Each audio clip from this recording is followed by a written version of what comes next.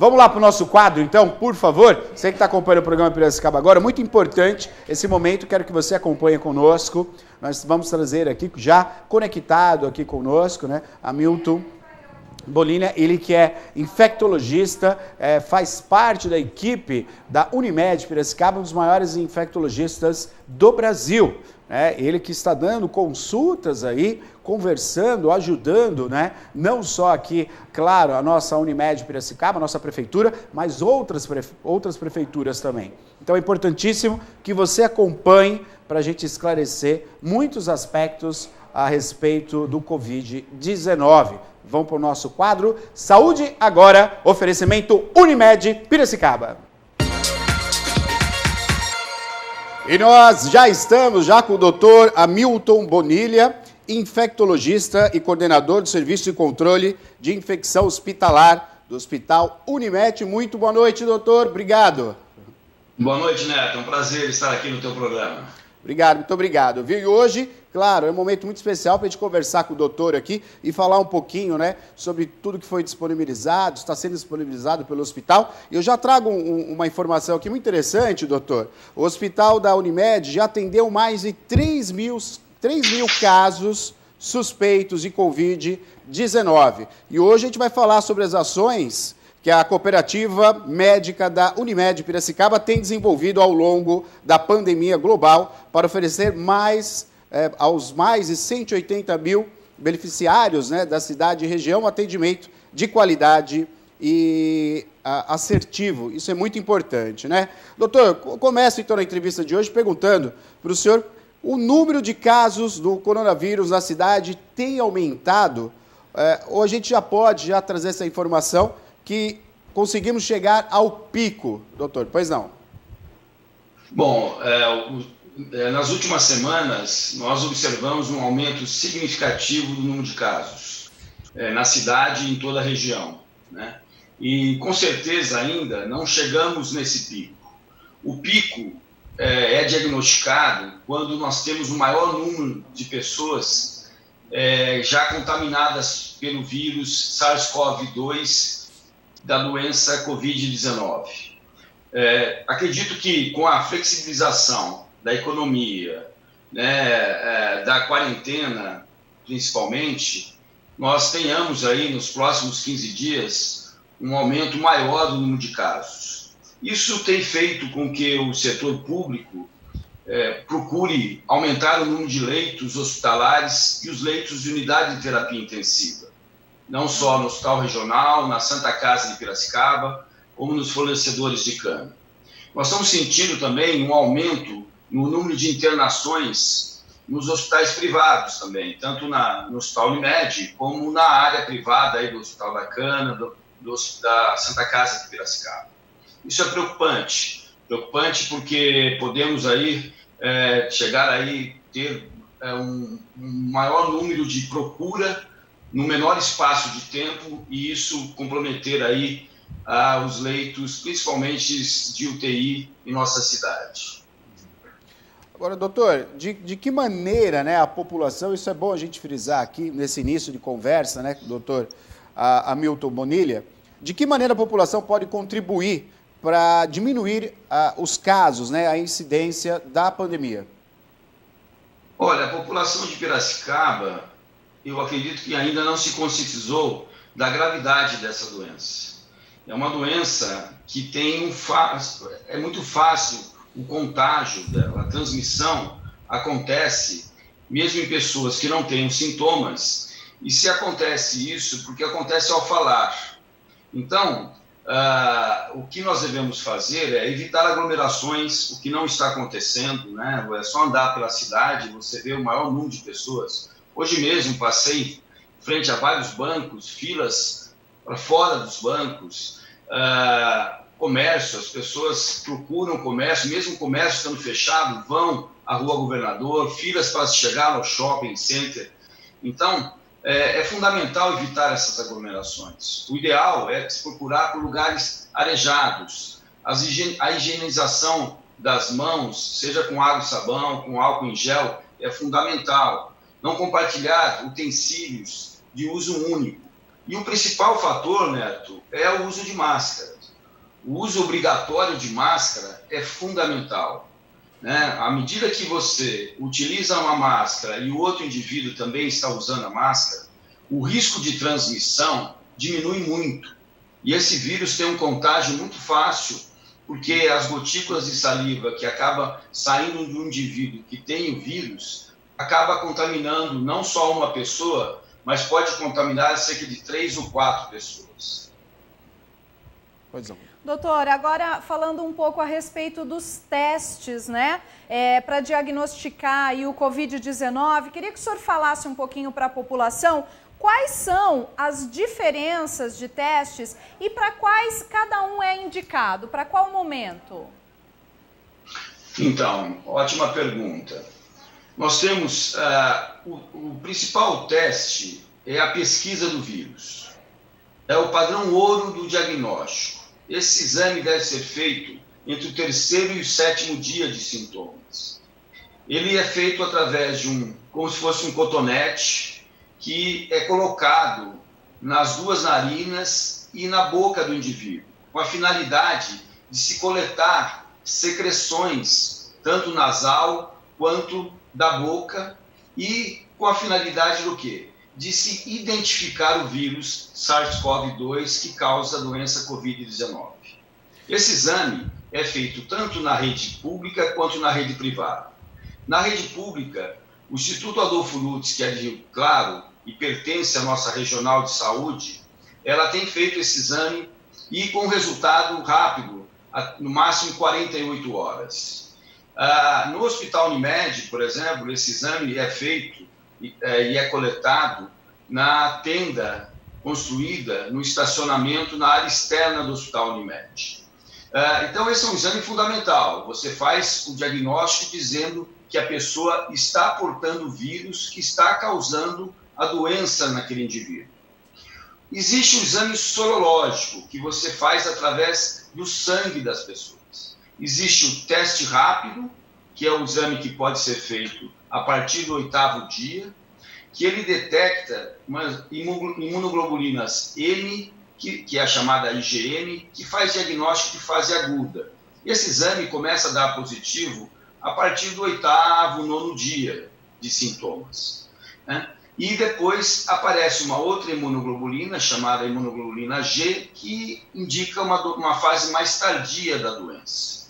E um terceiro exame, que também é um exame sorológico, é feita uma sorologia, onde é feita uma coleta de sangue e é enviado para o laboratório, e esse exame também detecta essa imunoglobulina M e a imunoglobulina G, e demora em torno aí de 2 dias para ficar pronto.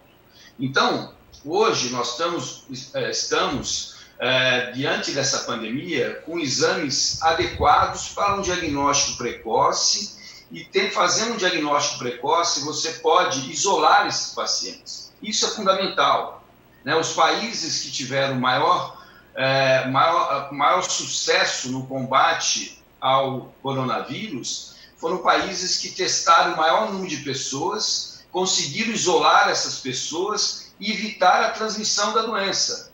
E à medida que você faz um diagnóstico precoce, você também pode monitorar esse paciente do ponto de vista da gravidade da doença e também instituir um tratamento precoce o mais adequadamente possível. Perfeito. Doutor, como esse vírus ele se mostra diferente das demais infecções? Ótima pergunta, Neto. O vírus da gripe e o vírus dos resfriados comuns, a pessoa começa a ter tosse, febre, principalmente na gripe causada por influenza, que existe uma vacina, né, para influenza A, influenza B, que aqui no Brasil já foi utilizada aí no começo do ano e está sendo ainda utilizada aí nos postos de saúde de toda a cidade. Os resfriados comuns, que tem mais de 300 vírus, principalmente aí os rinovírus causando, e o coronavírus, que é o SARS-CoV-2, que causa aí a doença Covid-19, também costuma dar febre, tosse, coriza, né, que é o nariz escorrendo, e falta de ar. Esses são os principais sintomas. Mas trata-se de uma doença sistêmica, uma doença generalizada. Ela não acomete só os pulmões. Os pulmões o pulmão é o órgão-alvo desse vírus, mas outros órgãos são acometidos. O sistema nervoso central, cardiovascular, o indivíduo pode apresentar manifestações intestinais, então é muito comum o indivíduo ter a perda aí, do olfato, do paladar, ele pode apresentar diarreia, pode apresentar dor abdominal. Já tivemos casos de indivíduo que chegou com dor abdominal e era pela infecção, ou seja, porque esse vírus ele causa a formação de microcoágulos que vão acometer esses órgãos. Então, o indivíduo pode ter um acidente vascular cerebral, que é um AVC, pode ter um infarto agudo do miocárdio, nesses indivíduos portadores desse vírus. Então, é um vírus muito agressivo. Nós estamos vendo, mesmo indivíduos que têm poucos sintomas, ele tem comprometimento pulmonar na tomografia. Então, diferente dos outros vírus respiratórios, esse vírus ele tem o agravamento por acometer outros órgãos do nosso organismo. É muito complexo realmente, né, doutor Bonilha? Queria que o senhor comentasse também, né, como responsável do Serviço de Controle de Infecção Hospitalar do Hospital Unimed, queria que o senhor comentasse também, doutor, sobre os protocolos para diagnóstico e tratamento do Covid-19. Bom, o Hospital Unimed, ele, desde o início, ele se preocupou realmente com diagnosticar o maior número de pessoas. Né? Para você ter uma ideia, como o Neto já comentou, foram mais de 3.000 atendimentos de casos suspeitos, né? Onde foram feitos testes em cerca de 1.800 indivíduos testados, e desses uma positividade muito alta. Né? Nós tivemos aí hoje, no Hospital Unimed, em dados atuais, no dia de hoje, foram 603 pacientes confirmados com a doença. Isso é fundamental. Né? Se você considerar o número de pessoas, de casos confirmados de Piracicaba, a Unimed teve um número de casos praticamente acima de 50% desses casos confirmados de Piracicaba. Hoje, Piracicaba tem um dado aí de 1.189 casos positivos. E a Unimed teve 603 indivíduos que foram testados positivos.